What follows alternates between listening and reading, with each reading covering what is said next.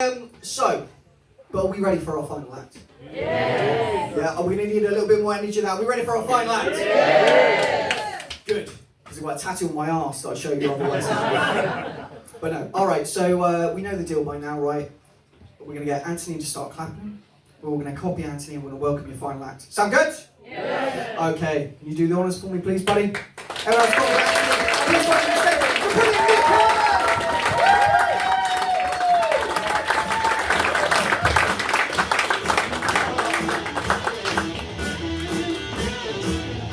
Thank you, Mr. Flynn. That was quite the most bizarre introduction ever, I've got to be honest. Listen, before we go on, can we just give a big round of applause to Dave Flynn? And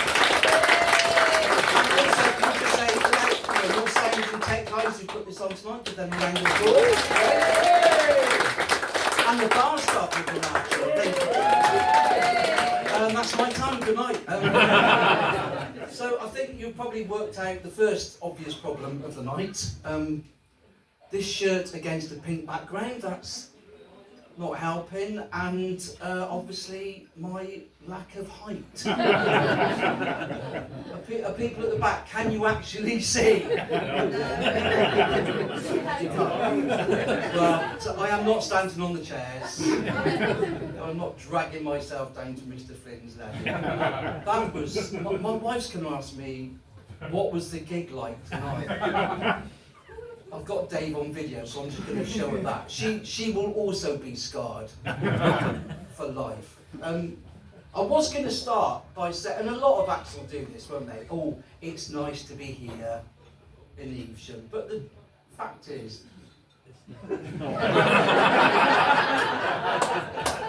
no, it's just a two-way process, isn't it? I mean, this is a bit like a blind date, isn't it? You know, everything looks good on paper. You read the profile, it all looks great. You're expectant, they're expectant. And then you meet. And as much as you're judging me, I'm also judging you. So I will reserve judgment till later on. And the other thing I think you need to know is you'll notice when a lot of acts will come on and say, oh, it's nice to be here, it's lovely to be here in wherever. And what I'd like you to do at the next gig, when that happens, and it will happen, is when an act says, oh, it's lovely to be here, I only need one of you to do it, and it's just a one-word heckle, just go, why? And you will literally see themselves crap themselves. We don't mean it when we say it's not, it's just a way of getting into the gig, or you'll get them saying, oh, because I've got kids and it's nice to be anywhere. That's just a real cheap get out of jail shot that we all use. So will you promise the next gig, the next act that says it's nice to be here, in fact all of you do it all at once, you will scar them for life. I can guarantee it. I can say it's nice to be here because I've done a bit of research on Evesham. So I know Evesham was established in the 8th century. It comes from the Old English ham or hom, that's where it comes from. It was established by St Egwin, who was the 3rd Bishop of Worcestershire. You're meant to be impressed at this story. you are a, is it what, sorry? Stunned silence. Stunned silence. None of you know this, do you? Wikipedia is fantastic. It's a peninsula primarily surrounded by water. Is it? Yeah. So I was trying to work that out as I came through. Where does the water actually go? Because you're going to demonstrate it. And you've had some fantastic people come from Evesham. You've had Jim Capaldi, founder member of Traffic, brilliant. PJ Proby lives here. Is he still living or is he dead? No. Dead. Did you know that? Alistair McGowan was born here. And there was a lady called Molly, and I can't remember her surname, but she wasn't one of the founder members of Twycross Zoo, and she was also one of the trainers of the PGT chimps. See, did you know that? Molly Baden. Molly Baden. Thank you very much, Keith. Yes. One of the joys of getting older, you can't remember. And I thought, Evesham, that's going to be really nice to come to. And then I looked at your crime statistics. among the most dangerous medium-sized towns in Worcestershire, among the top 20 of Worcestershire's 195 towns, villages and cities as the most dangerous to live in, and your crime rate, 120 per thousand. Do you know what it is in the rest of Worcestershire? 74 per thousand. So basically, as Griff said, what the hell have we come to? And if that wasn't bad enough, and I don't know if you're aware of this, but you can Google it afterwards, you can go on a website called I Live Here, right, which is basically about chavs, cities and towns. I found yours called Evesham. I Live Here. I'll read it to you, it won't take long. It's very depressing. This place is literally shit central. As you enter what appears to be a delightful little town with the church on the left and Lidl on the right, everything then goes tits up. You soon approach a narrow street jam-packed with tiny flats, laundrettes, and overrated cinema called the Regal, which was a novelty at first but now is home to those hipster blah blah vintage blah blah blogs, blah blah organic types. Teenagers aren't really seen as the chavs tend to be 30 to 55-year-old men. I don't want to draw to you, sir. With 18 to 35-year-old girlfriends carrying their latest baby blinged out with tatty diamantes.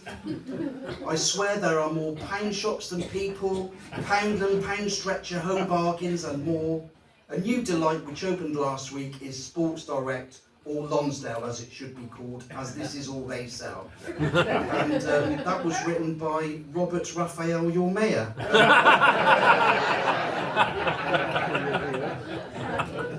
We've had a tough time, haven't we, the past 5 years. We went through Brexit, we've gone through COVID, we got the terrible situation in Ukraine at the minute, we're under threat of nuclear annihilation, and I'm thinking, what else is there left for humanity? And I think there's only one thing left, and that's alien invasion, I think. And to be honest, I got lost and I stopped in the rain along the way and asked for directions. And I've got to be honest, I think those aliens are already amongst us. Is it the Rhino? Is that what it's called? Rhino. As in, you're right. You're right. Is that what it is, really? I mentioned, we're under the threat of nuclear annihilation and, possible Third World War. And I don't really do politics, but I've got to make comment on the Conservatives' latest manifesto. Their idea to bring back national service for 18-year-olds. Have we got any 18-year-olds in? No, this is... I've got to be honest, when I came in and saw you all coming, I think, bloody hell, there's a Saga coat strippers. But when I saw that, the Conservatives' manifesto for national service for 18-year-olds, I thought, what? Why have they done that? Why are they going to alienate the 717,000 18-year-olds that are eligible to vote at the next national elections? I mean, these kids, they will have never voted in their life, but I bet all those little fuckers will be up at 6 o'clock. And I thought, the Conservatives are committing political suicide here because they're just about to lose 717,000 votes. But then I thought, do you know what? No, actually they're being quite smart, because what they hope to do is the other 3.4 million of us that voted at the last election, they're hoping we're all going to vote Conservatives for no other reason apart to wipe the smug look off those little faces. So actually they're doing a good job, but they haven't really thought it through, have they? They have not thought it through with these 18-year-olds. Because we have created a society, they've just got an easy cop-out, haven't they? You're going in national service. Oh, I'm so sorry, I don't identify as a soldier. That's what's going to happen, isn't it? And a few months ago, Patrick Russell, Defence Secretary or whatever he is, said what Britain needs is a citizen army. Well, if they don't do national service, they've got a choice. They can volunteer for one weekend a month in the fire service, the police, or the NHS. Right? Can you imagine that? Like little Mercedes running around with a fire engine. Little Damien in charge of a 10-stone killer Alsatian. All the rest of them being let loose in our hospitals with free access to all the drugs. That's going to strike fear into Putin's heart, isn't it? We better not invade Britain. All the kids are off their heads on ketamine. Oh, dear God. But you seem nice, I've got to be honest, you seem fairly decent, because not every gig's like it. I did a gig in Cirencester a couple of months back, and I just went on and I said, oh hi, it's nice to be here in Ashton Keynes. And this woman put her hand up straight away. She said, excuse me young man, she said, I know it's spelt Keynes, K-E-Y-N-E-S, but here in Cirencester we prefer to pronounce it Keynes. I hope you don't mind. But no, it's fine. Does make you sound like a bit of a pretentious cunt.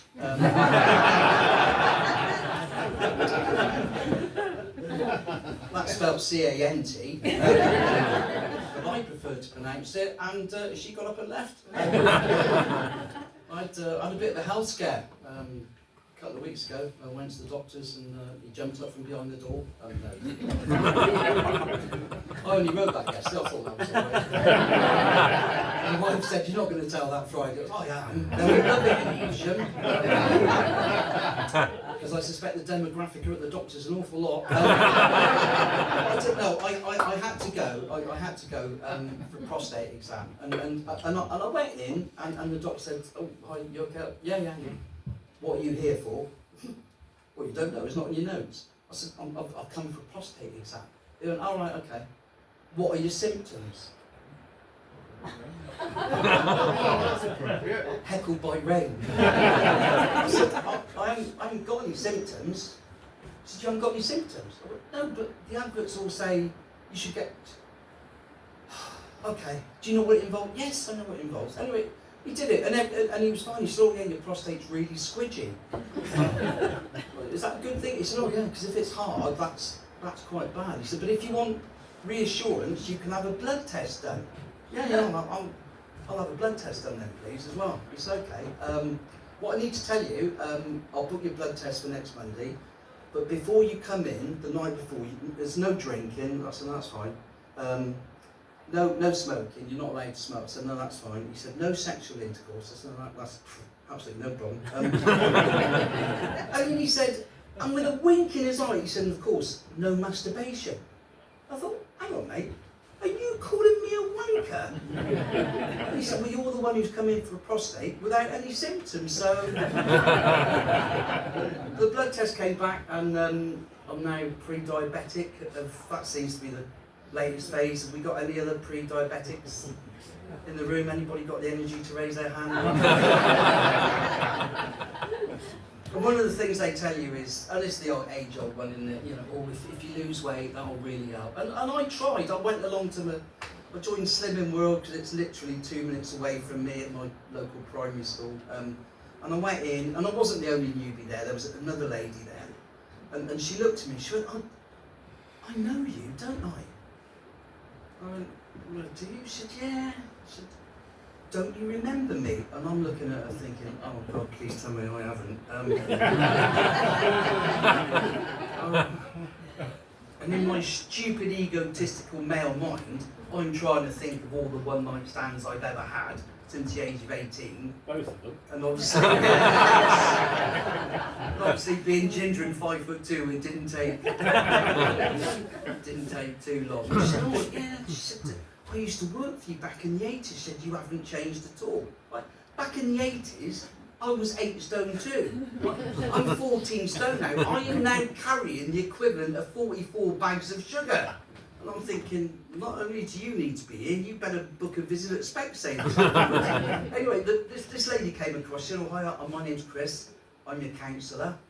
I thought, I don't need counselling. I just need to stop eating. If you go and join the queue over there. And has anybody actually been to Slimming World? If you've never been, basically it's a public humiliation. That's it. That's what it is. And I joined this queue, and there was a lady in front of me, and her shoulders were going up and down. She was sobbing. I said, "You all right?" Oh God, I've really tried this week. I And I thought, you haven't. I said, I'm sure you have. I said, I've been right to the top of Robbinswood Hill. That's really good, because that's quite a steep hill in Gloucester. That's really brilliant. And I've come all the way back down. I said, well, that's great. You know, a bit of exercise, that will do you good. Yeah, but there's a chip shop at the bottom. Anyway, you go, as the, what's the word I'm looking for? As the queue gets to the front, you've got these two smug stick insects waiting for you. And you have to stand on scales, and they shout your weight. They just shout your weight so everybody knows, and they've got stupid badges like Super Slimmer of the Week, or, you know, Star Slimmer, or what have you. Anyway, we got weighed and went back to where Chris was, and it was at a primary school, so she said, oh, come on, take a seat. And I'm looking down, these tiny little plastic chairs. I'm thinking, this ain't going to end well. It didn't. I got stuck in mine, which was and Chris said, right, he said, so what I'm just going to ask you a question. So just say the first thing that comes into your head. Doesn't matter, whatever comes in your head, just say the first thing. And there's me and my new found friend sitting over. He said, so out of anybody in the world, whose body do you most admire? And I don't know where it came from. I just went, Tom Daly. And my friend went, I never knew you were. I said, no. I've not been back. I've got to be honest, I've not been back. But one of the reasons I did want to lose weight is every Monday in Gloucester we have the cheese roll. Have you heard about the cheese roll? Yeah. And I've lived in Gloucester all my life, and I've never done the cheese roll. But I thought I want to do it, and I am going to do it next year. So I've been losing weight, and I've been training. I've been rolling a baby bell down my drive. That's been going well. And one of the winners of this year's race was a 15-year-old girl from Gloucester called Kylie, and BBC Southwest happened to be there to film it, and they interviewed her afterwards, and they said, "Oh, Kylie, you've entered the race and you've won. What would you like to say?" She said, well, I did enter the race and I have won, and I'm very surprised. They said, why are you surprised? And I thought, oh, Kylie, just say something profound. Like, you've got everybody listening, millions of viewers listening. Say something profound, put Gloucester on the map, put yourself on the map. She said, well, I'm 15, I left school at 13, no qualifications. Everyone's written me off, my teachers, my friends, my parents. I've already got 6 kids by 10 different dads. And I thought, do you know what, Kylie, this is your chance to shine. And I thought, if I train really hard and put everything into this, I can do this. And I got to the top of that hill, and I looked down, and I was just totally focused, and they let the cheese go. And I chased after it, and I fell tumbling head over. I didn't care if I was going to kill myself. I just wanted to prove a point that I was worth something. That's what I wanted her to say. What came out of Kylie's Kylie's mouth to the question, why were you surprised, was simply this: I don't even like cheese. Bless her. So I've been doing stand-up for 20 odd years now, I think. And when I started, I had dreams. You know, like Griff and Luke and Dave, we all had dreams. I thought, well, maybe a tour, maybe live at the Apollo, and instead of that, Egwins on a Friday night. But I got a call from my agent only yesterday, saying, Nick, how do you feel about a gig at the O2? I said, the O2? I said, just book it. I don't even want paying, just book it. He said, no, hang on, let me finish. I said, no, you don't need to finish. Just book it. He said, no, how do you feel about a gig at the O2 shop in Gloucester? Because their manager's leaving and they want a party. They're going to be about 5 people there. And I thought, it's 20 quid on a Tuesday. You can't turn stuff like that down, can you? But I had a really good year in stand-up in 2022. I went to the Leicester Comedy Festival and I entered the Silver Stand-Up of the Year Award, which was basically, it's a competition aimed at the over 55s. That's it, really. And there's no upper age limit. So backstage, it was like God's waiting room for them. One act, just before he was going to go on, we looked at him and he was slumped in a chair, his eyes closed, and we didn't know. Christ, is he asleep or? And somebody said, "Do you think we should wake him?" No, don't wake him. Because if he misses his heat, it's better odds for us. Anyway, I got through to the final and I won, basically. That's what I did. So I phoned home and I said to my wife, "You'll never guess, after 4 years of trying, I've only gone and won." She's like, "Oh, that's fantastic. What have you won?" Because obviously she's from Mumbai. And I said, I've won a trophy. Oh, right. Anything else? No, just a trophy. So I'm back home about 2 hours later, showing her this trophy. She said, "Oh, that's lovely. Was there anything else?" I said, "Oh no, I've told you, it's just this." Right. I've been on the website. I think, "Oh shit, have you?" "What about the £500 cash prize for the winner?" Like, I was gutted because I had that lined up for something special. She said, "What have I told you all through our marriage?" I've got to be honest, there's been so many things it's not told. She said, "Never lie." And she's right. You know, you shouldn't lie. Obviously you shouldn't lie. But she went on a cruise sort of last April after I won it, and she was away for a week with her girlfriend Chris, and she phoned me on the Wednesday. "You all right?" I said, "Yeah, I'm fine, thanks." "Are you missing me?" I remember what she said, "Don't lie." So I was like, "No."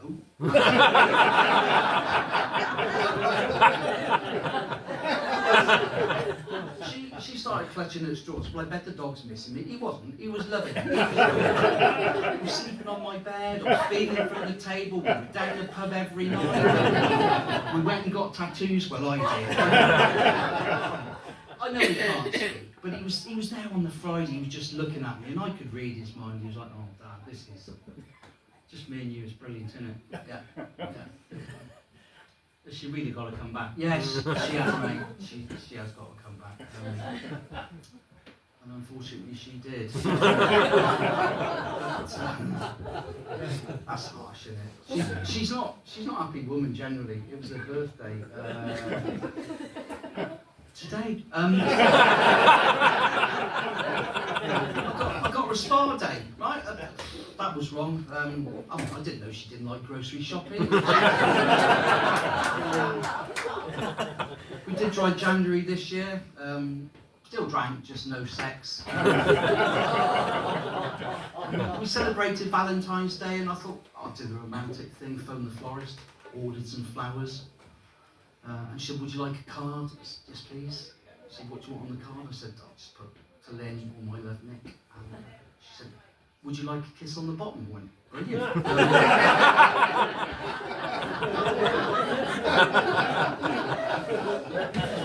I could be round in 15 minutes. She went, "No, I meant on the bottom of the card." I said, "Yeah, I know, I'm a comedian, I was just making a joke." And quick as a flash, she said, "I bet you don't get many gigs." We did celebrate Valentine's Day, and we just had a little meal at home, and we were sat there and he'd say, "Can you remember how we met?" I said, "Yeah, vaguely. I think I had an advert in the Lonely Hearts column and you replied." He said, "Well, actually, you had two." He said, "But I only replied to one." I said, "I didn't know that.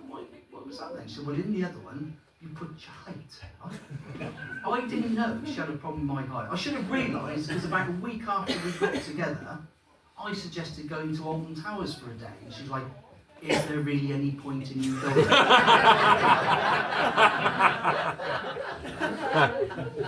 And then about a year after we were married, I came home and she said, "Sit down, I need to ask you something." "What is it?" And this was in the school holidays. So she clearly had time on her hands. "What is it?" She said, "How do you feel about being only 9 inches taller than the largest emperor penguin ever recorded?" She googled it. I said that wasn't bad enough. She worked in a school at the time, and I used to go and have coffee with her every now and again. And I went in this one day, They said, oh, Lynn's in a meeting, but do you want a coffee? Yeah, I'll go in the staff room and have a coffee. She said, do you want a biscuit? Yeah, I'll have a biscuit. Why don't you pick up a penguin? They all knew. We've been married fucking too long now. She moaned the other week. She said, I think the romance has gone out of our relationship.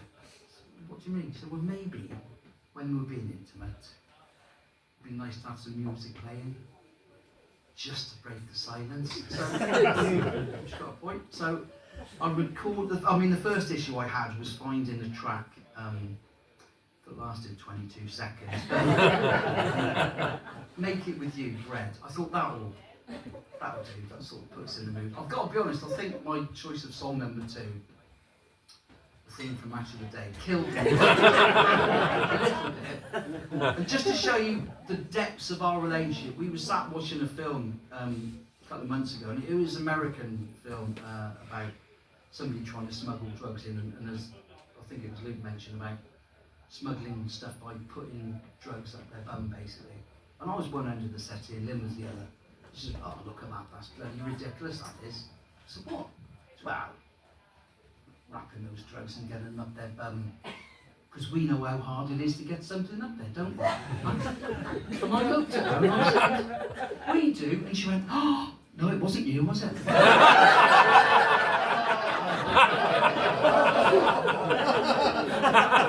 That's harsh, isn't it? But she was also moaning. She said, there's no surprises anymore. Okay, so I took that on board. So the other night, she was in the bathroom getting ready for bed. I went to the bedroom, turned the lights off, lit some candles, hid under the bed, and when she came in, I just grabbed her ankles. And apparently, that wasn't the surprise she had in mind. But she did surprise me just before Christmas, because she said, you have remembered you're picking me up from my work stool tomorrow. That came as a total surprise, because she's been retired 6 years. No, that's fine. So I got to the place at the right time. She got in the car. All I said was, have you had a nice time? And then it started. Are you saying I'm drunk? Oh, no, but clearly you've had a drink, haven't you? And I got the silence and heavy breathing for about a couple of minutes. And I don't think you love me. In fact, I don't think you've ever really loved me, do you? Well, I do, I have.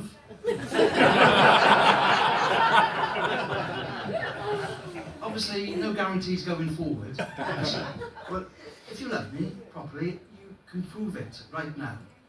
Well, how am I going to do that? So you can get on top of me and make love to me in the car. So that's not around, is it? So well, give me one good reason why not. So well, I'll tell you what, I'll give you 3. Go on then. So well, number 1, it's 5 to 4 in the afternoon. Number 2, we're still outside Wetherspoons in the middle of Gloucester. And number 3, we've still got your girlfriend Chris in the back of the car. Because we're giving her a lift home, right? As I mentioned, she's got a girlfriend. Chris, she went away on that week's cruise. I didn't bat an eyelid.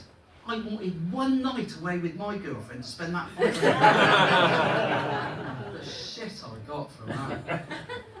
But I retired last year, so it's just coming up to a full 12 months of retirement. So it's been 24/7 with my wife. I don't know if anyone else has experienced that. Not with my wife, obviously. And we just got to that stage, you know, that irritating stage. It's just nothing major, really, just little things. The breathing. If we're out in the car and we come up to a junction, a T-junction, I want to turn right, and I'll say to her, is it safe to go? She'll go, yeah. And as I'm pulling out, as long as you're quick. Is that just a woman thing? Is that what you do? Have we got other retired? I don't know why I'm drawn to you. Sorry, are you retired? Yes. Have we got other retired people? Yeah. I mean, yeah, listen to that. Do you find yourself spending a lot of time at garden centres? No. We're there. It's just getting out of hand. Like, I've got a loyalty card at the one I go to now. And we went there for my birthday in August, and I gave the loyalty card in the cafe. She went, oh, congratulations. Sorry? She said, congratulations. What? Well, it's come up on the till, it's your birthday today, isn't it? I said, yeah, it is, but I don't really celebrate that anymore. Oh, you should. I said, well, not really. I said, because, you know, the average age that a bloke's going to die is about 80, so I've got 14 years life at best, so it's fairly depressing. And she said, well, best you not have that cake then. I thought, oh, you cheeky. I said, well, what's good about it? She said, well, now, you qualify for one of our senior citizens discount cards. And I thought, just fucking shoot me now. I said, is it going to cost me anything? She said, no, they're free. I said, I'll give it here. I said, are there any benefits to it? She said, yeah, you get a free roast lunch. 40% off a roast lunch on a Monday. Well, just give me the card.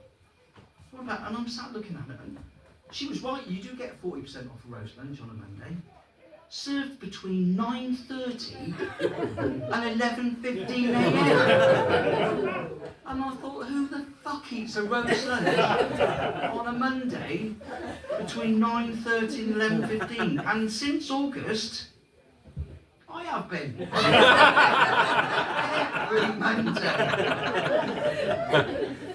We sat down earlier this year in January, and so are you going to make any New Year's resolutions? I said, not really. Well, you should. I said, well, like what? She said, well, you're still quite an angry little person, aren't you?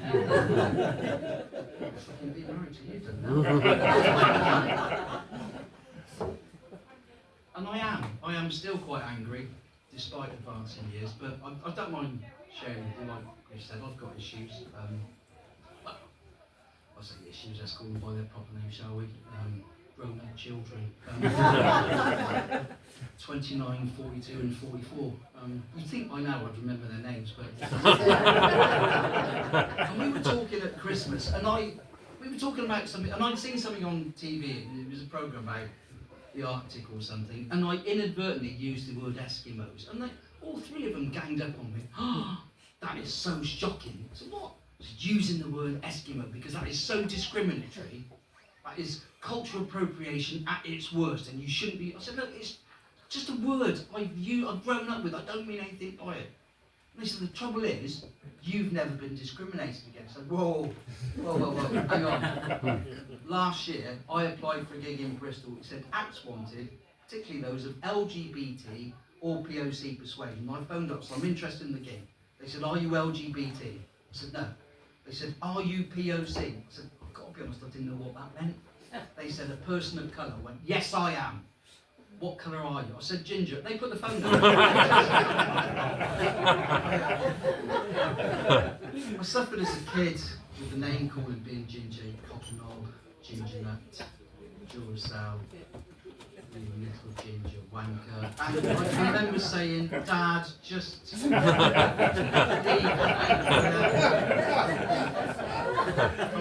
I was thinking of my dad the other day because I was watching something on YouTube, and the older demographic remember this on a Saturday. We used to have World of Sport. You remember them? And about 4 o'clock they used to have wrestling on, proper wrestling. Because they didn't knock classes over. Dad and I always used to have a pretend wrestle afterwards, and I'd be about 6 or 7, and I'd be trying to pin his shoulders down for the count of 3. And at the last minute, he'd always pop his one shoulder up. And I think now, looking back, he was just trying to teach me a life lesson, and that being, no matter how hard things get, if you persevere, one day you'll succeed. And when you do succeed, that will feel brilliant. And he was right. So I can remember the day I managed to pin his shoulders to the count of 3. It was absolutely fantastic. I was elated. He was 87. I was another one. In a care home suffering with brittle bone disease. I thought a win's a win. And it wasn't just my father who used to give me grief. I can remember I was 5. It was January 1963. A really bad winter. And we'd just gone back to school after the Christmas break, and I came home, and Mum was in the kitchen. I said, Mum, can I ask you something? I said, what is it? I said, all the other little boys in my class were talking about the presents they had Christmas Day. She went, and? I said, well, I didn't get any, did I? She said, no, you didn't. And there's a very good reason for that. I said, what was it? And she looked at me straight in the eye. Well, I was 5. She looked at me straight in the eye and just said, Santa don't stop for ginger kids. To be fair, it was pretty good advice because all my 3 girls are ginger. Never paid anything. I'm not.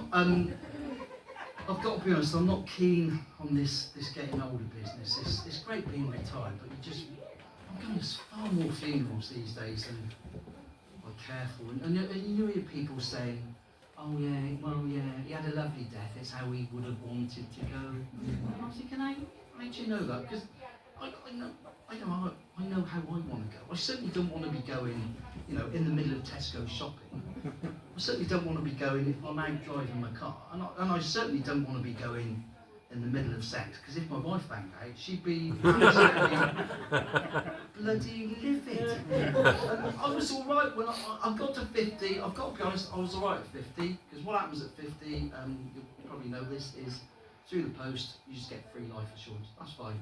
I can deal with that. 60, that all changes. Funeral plans, that's what you get.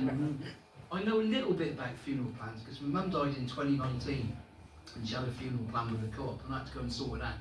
And I went in to see the woman and she said, "Oh, sit down." She said, "Have you come sort out your mum's funeral plan?" Yeah. "How old are you?" I said, "I'm 63. What's that got to do with it?" "Well, have you got a funeral plan?" "No." "You should, because you could go at any time."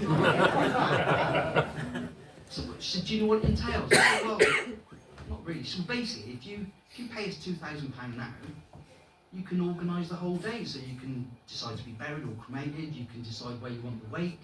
What food you want. If you want to put some money over the bar, you can do that. If you want people to have fancy dress, you could do that. If you want a band or a disco or whatever you want, you can have. We had a 10-minute chat, and by the end of it, I was looking forward to my own death. But my mum did die in 2019. She had dementia, and it wasn't that. But that was sort of partly responsible for that killed her. And I don't know if you know. If there's probably people in the room that have either got people affected with dementia or they know somebody. And dementia sufferers have sort of 3 main traits. And Mum had never seen me do stand-up, by the way. And she said, "When I die, will you tell a story about me?" I said, "Well, okay." She said, "And if they don't laugh, tell them they're all going to hell." So there's 3 main traits that dementia sufferers have. They get paranoid that people are living in their house. They tend to lose things, and then they blame the people living in their house for nicking them. And they tend to wander. And Mum had all those 3 traits. And she wandered for the last time in September 2019. Luckily, she was picked up by the police, and Gloucester police were brilliant. They got her fairly quickly after I said she'd gone. Took her to Gloucester Hospital. And on the Monday I got a call to say, "I'm PC Davis, I'm your mum's safeguarding officer. I need to meet you at the hospital because I need to check she's all right, but you need to be with me." So that's fine. So I met him about 6 o'clock and we went up to Walday. And we were just chatting as we were going up, and he'd been in the police for about 25 years. But he'd only fairly recently been assigned to the safeguarding bit. I said, "Have you had much experience with people with dementia?" And he said, "No, not really." I said, "Okay, word of advice, don't believe a fucking word that comes out." He said, "Oh, okay." So we go in, and Mum's in this bed here, and there's about another 5 ladies in the ward. "All right, Mum? Mm-hmm. Who's this?" "So this is PC Davis." "Right. Has he come to arrest me?" And he said, "No, Jean, I haven't come to arrest you." "Right. Are you going to arrest Nicholas?" "No. Why would I arrest Nicholas?" "Well, he's only just come out of prison." He looked at me, he said, "Have you?" I said, "No." "Remember what I said?" She said, "Okay." "Because he murdered his brother." By now, all the other ladies in the room had stopped talking, they were listening. I said, "Mum, I didn't murder Tim, did I? He died in 2009, he was really young, he had ischemic heart disease. Can you remember that? You played the organ at his funeral." "A likely tale," she said. And then about 2 minutes went by, and then she came out with the classic. "And of course he made me have sex with him before we were married."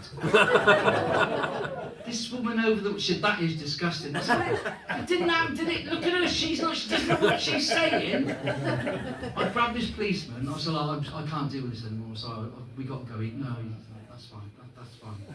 And we got up and left. And just as we were getting to the door, under her breath, and I don't know to this day if she knew what she was doing or not, but she just went, it's that poor dog I feel sorry for.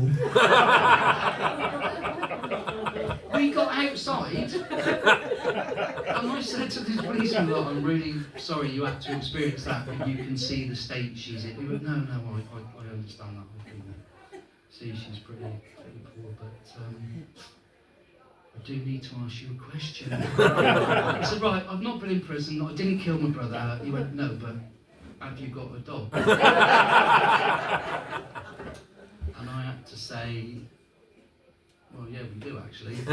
And he looked at me and said, oh, okay, so that bit was true then, wasn't it? Yeah, just the joys. And then she died about a week later, so I thought, fucking rough justice. Horrible, horrible. So, one of the other things, and I don't know, there might be other people, I found as I'm getting older, I'm doing stupid things. We went out last Sunday, up to a local beauty spot, and parked the car, went for a walk, and we parked next to the ice cream van. So when we come back, we're just getting ice cream, and we came back to the ice cream van, and the car was gone. And that is a horrible, I don't know if anyone's ever had their car stolen, but that is a horrible feeling. Because I had like loads of photography stuff in there, laptops, all sorts of stuff. Phoned the police, and they were really good, they got up there pretty quick. So I gave them the description of the car. I said it's a black Golf 2-litre TDI. He went, what? Like that one up there? Yeah, but that can't be mine because we parked next to the ice cream van. And the ice cream van, he'd heard all of this. He went, oh yeah, but I've moved since then.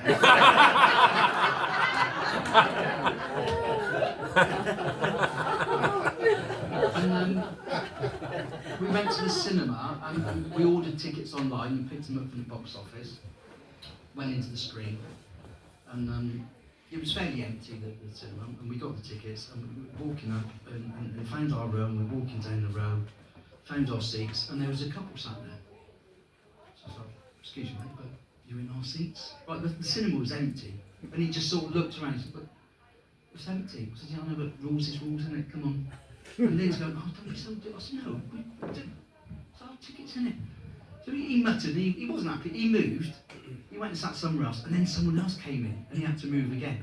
3 times. And we were sat down there, and Lynn's going, you're so bloody difficult. I said, no, I'm not difficult, but what's the point of buying tickets if you can't sit in your... Just shut up and just wait, just get on with the film. Anyway, the film started, and we were in the completely wrong screen. But I'll leave you with this tale. We had a new kitchen fitted quite some time ago by Moban, and if anyone is thinking about getting a kitchen, do not use Moban, they are absolutely awful. And on the last day of fitting, they scratched one of the light oak wooden doors, and I said to the fit, oh, what are you going to do about that, mate? He said, oh, it doesn't matter, I'll phone customer service, did you get a new door tomorrow? And we'll just fix it. And about 8 weeks had gone by, nothing, and I've been chasing for this door, nothing. And then last Saturday, there's a ring at the doorbell. I opened it up, postman there with a door-shaped parcel. I brought it in, had to sign for it. And he said, you going to open it? I was like, no, it's clearly the door, isn't it? Don't know. We're going out, we'll have a coffee. Why don't you open it? I said, we don't need to open it, it's the bloody kitchen door, look at it. Just open it. All right, if it keeps fine. So I just peeled open the top, looked inside to see a blue door. I'm on the phone to Moban straight away. Moban Customer Services. Yeah, that's right. It's Mr. Hill from Gloucester. Oh, hello, how are you? I said, how am I? She said, yeah. I said, well, my door's arrived. Oh, well, that's good, because you've been waiting ages. And yes, I have been waiting ages. I said, the thing is, the door's blue. And she sniggered down the phone. I said, did you just laugh? She said, well, you've got to see the funny side, haven't you? I said, no, not really. She said, is this call going to take long? Because it's 1 minute to 12 and I finish at 12 today. I said, not today, you don't. She said, what do you mean? I said, well, I'll tell you what's going to happen. You are going to get off your arse from your call centre. You're going to go down to the warehouse. You're going to find a prick that picked the wrong door. You're going to get the right door for me. You're going to get a light oak wooden door. You're going to get in your car. You're going to drive from Manchester, wherever it is, to Gloucester. You're going to knock on my door. You're going to come in. You're going to fit the door. And then you can fuck off back. And I never want to see you or hear from your company again. Does that make sense? She went, whoa, whoa, whoa. Can I just ask you one question? I said, what is it? She said, did you tell me the door's blue? I went, yeah, the door's blue. How many more times? She said, you have peeled back the blue protective cover.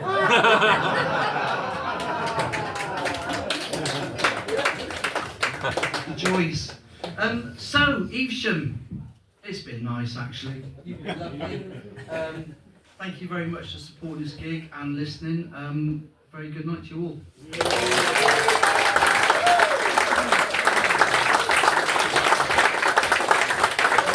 Nik Hill, everybody.